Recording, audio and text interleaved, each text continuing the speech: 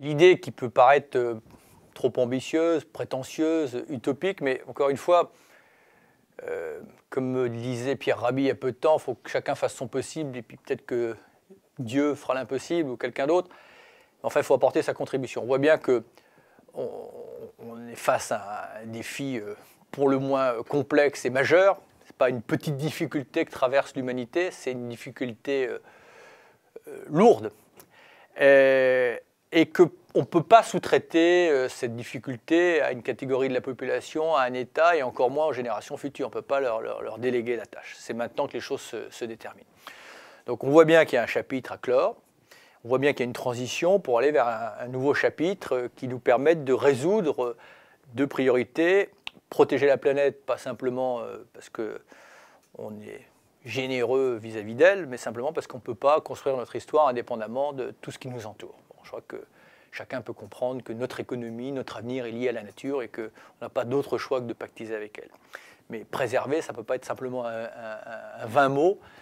Ça passe par une nouvelle vision, une nouvelle logique, un développement qui ne repose pas sur la prédation, mais bien sur la préservation. C'est vraiment un changement de modèle. Et puis la deuxième chose, c'est que si on veut faire ça, il faut que ça se fasse dans un climat d'apaisement des relations humaines et de cesser de faire subir toujours aux mêmes les conséquences justement de notre avidité, de notre cupidité ou de notre désinvolture ou de notre insouciance. Bon, donc il faut aussi apprendre à partager, apprendre, mais pas simplement dans l'esprit, apprendre mécaniquement, politiquement, comment est-ce qu'on va pouvoir faire en sorte effectivement que le développement, entre guillemets, profite à tout le monde et pas simplement à ceux qui sont proches de nous. Voilà. Donc pour construire cela, je pense que ce modèle qui est inventé, qui ne peut pas se construire dans les mêmes moules, dans les mêmes modes de pensée que le modèle qui a eu ses vertus mais qui a aussi ses limites actuelles, tout cela va nous demander de nous ouvrir. De nous ouvrir à la créativité, à l'inventivité, à l'inédit.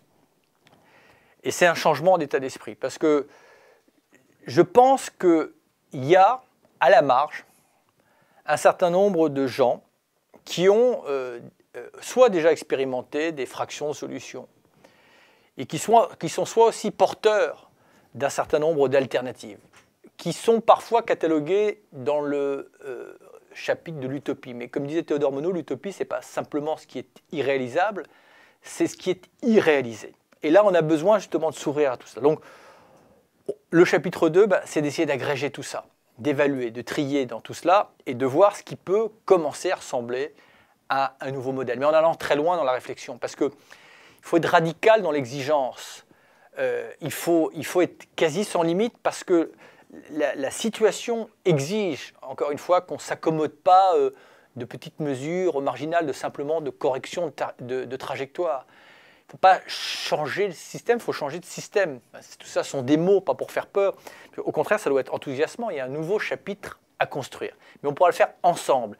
Et comme nous avons tendance à penser que personne n'est dépositaire de la créativité ou de l'inventivité, que chacun a en soi une part de ce changement que l'on veut incarner et construire, il faut agréger tout ça. Et la Fondation souhaite commencer ici à agréger ces fragments de solutions qui, ensemble, vont pouvoir constituer peut-être un nouveau modèle. Il faut essayer, encore une fois, comme on l'a fait pour le pacte écologique, il faut essayer d'accélérer les étapes parce que la nature, elle ne nous attend pas.